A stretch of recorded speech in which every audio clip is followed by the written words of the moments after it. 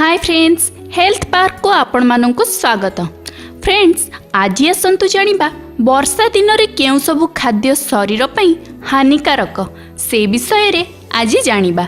किंतु tips T कहिबा पूर्वरु जदि आपण माने हम चैनल टी को सब्सक्राइब करि नाहंती तेबे आज ही सब्सक्राइब करंतु आ एपरि नुआ नुआ वीडियो रो नोटिफिकेशन पाइबा पई तळे थिबा बेल बटन टी को प्रेस करंतु। माछ, चिंगुड़ी, कंकड़ा एही सबु जिनिस गुड़िक जदि फ्रेश मिले तेबे खांतु। बाजार रु बासी जिनिस बिल्कुल किणंतु नहीं।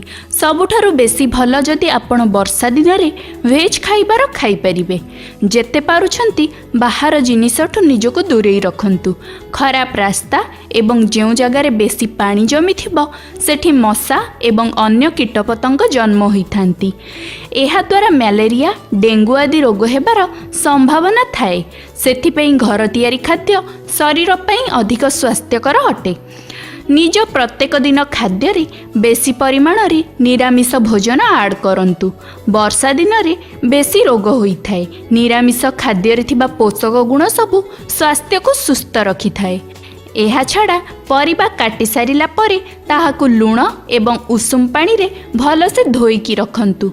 एहा द्वारा परिबारे देखा जाउ नथिबा कीटाणु को भी एहा नष्ट करि थाए।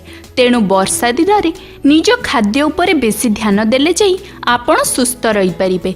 सुस्थ एवं निजको सबु सिचुएशन रक्षा करिया पई निज केयर आपणको ही नेबाकू हेबो। आशा करूची टिप्स टी आपणको भल लागिथिबो। धन्यवाद।